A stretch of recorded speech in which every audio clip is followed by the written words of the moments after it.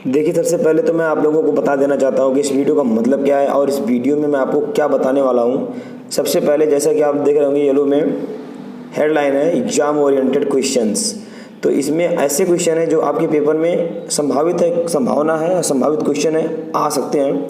और सबसे पहले आपको बता दें कि आपके पेपर में जो एक स्टैंजा आता है इस तरह से, देखिए ये जो फर्स्ट लेसन आपका है, फर्स्ट लेसन आपका दिया है और फर्स्ट लेसन से जो स्टैंजा आता है तो उस स्टैंजा में क्या रहेगा ना कि यहाँ पे देखिए, यहाँ पे जो स्टैंजा नंबर 1 है इसमें से 4 लाइन दी है।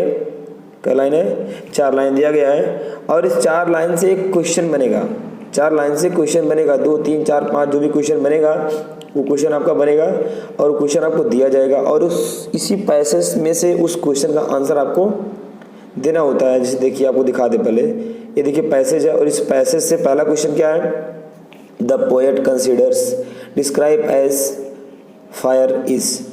देखिए आगे हिंदी भी लिख दी है ताकि आपको याद करने में थोड़ी भी प्रॉब्लम का फेस ना करना पड़े। हिंदी है, ये देखिए ये क्वेश्चन है, क्वेश्चन आप पढ़ेंगे आगे आपको हिंदी मिलेगा, ठीक है ना, आगे हिंदी मिलेगा।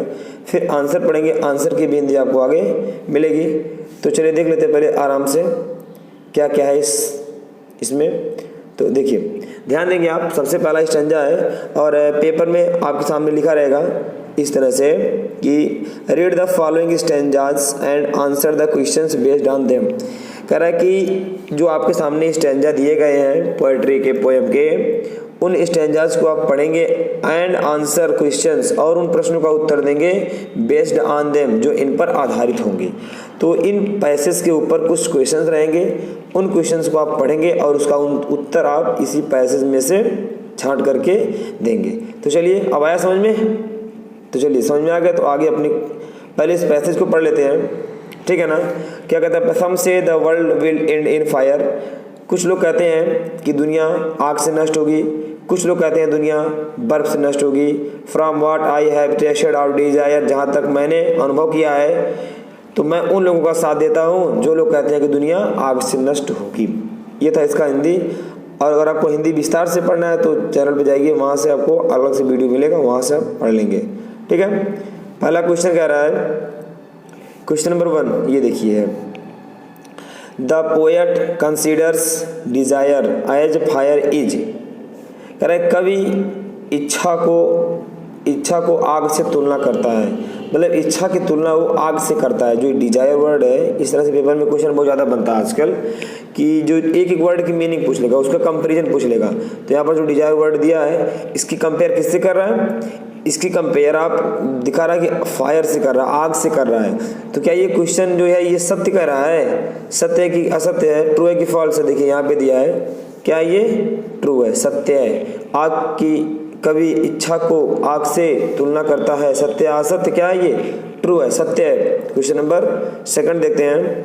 क्वेश्चन नंबर 2 है, यहाँ पे कह रहा है कि what type of desire will cause the end of the earth. Hindi देखते हैं, किस प्रकार की इच्छा पृथ्वी के समापन का कारण बनेगी, यानी कि कैसी इच्छा होगी, किस प्रकार की इच्छा होगी जो कि इस पृथ्वी को नष्ट कर देगी, बर्बाद कर देगी, तबाह कर देगी, उसके बारे में पूछ रहा कवि।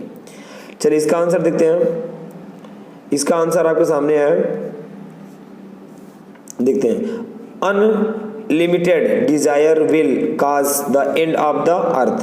कह रहा है कि असीमित इच्छा पृथ्वी के समापन का कारण बनेगी। पृथ्वी के समापन का कारण क्या बनेगा? असीमित इच्छा। जो हमारी इच्छाएं बढ़ती चली जा रही हैं वही कह रहा है कि असीमित इच्छा, जो हमारी इच्छाएं इतनी ज़्यादा बढ़ जाएगी जिसकी कोई लिमिट नहीं रहेगी, सीमा नहीं रहेगी, तो धीरे धीरे तो क्या होगा? हमारी धरती का विनाश हो जाएगा, प्रलय हो जाएगी। क्वेश्चन नंबर 3 है।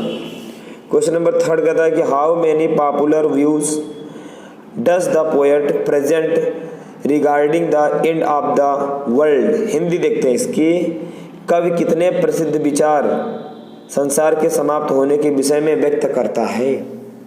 आंसर देखिए बाबू, the poet present 2 popular views. देखिए कवि 2 प्रसिद्ध विचार बताता है regarding the end of the world, इस संसार को समाप्त होने के लिए। मतलब कवि संसार को समाप्त होने के लिए दो प्रसिद्ध विचारों को बताया है। क्या क्या? एक आग और एक इच्छा, मतलब एक फायर है और एक आइस है। ओके, चलिए क्वेश्चन नंबर 4 है। क्वेश्चन नंबर 4 कह रहा है कि what is the name of the poem. इस पोयम का नाम क्या है, कविता का नाम क्या है? कह रहा है कि इसका नाम है fire and ice is the name of the poem. कविता का नाम है आग और बर्फ, आइस एंड फायर, यानी कि फायर एंड आइस। ये हो गया आपका पहला स्टैंजा। अगर पहला स्टैंजा आपको समझ में आया है, समझ में आया वास्तव में, आपको समझ में आया कि हाँ हमारे काम की चीज़ है, तो एक बार वीडियो को लाइक कर दीजिए, वीडियो को अपने मित्रों में शेयर भी कर दीजिए। और आपको लग रहा है कि हाँ हमें काम का कुछ मिल रहा है प्लेटफॉर्म पे, तो चैनल को एक बार सब्सक्राइब कर लीजिए। ओके, चलिए देखते हैं दूसरा पैराग्राफ। दूसरा स्टैंजा आपके सामने आ गया, आप देखिए। दूसरा स्टैंजा है but if it had to perish twice. लेकिन अगर इस धरती को 2 बार में नष्ट होना है, I think I know enough of hate. तो जहाँ तक मैं समझता हूँ, मैं जानता हूँ कि हेट का मतलब घृणा, इसको घृणा भी नष्ट कर देगी। To say that for destruction ice, इसको इसके विनाश के लिए आग क्या, ये आइस बर्फ भी पर्याप्त होगी।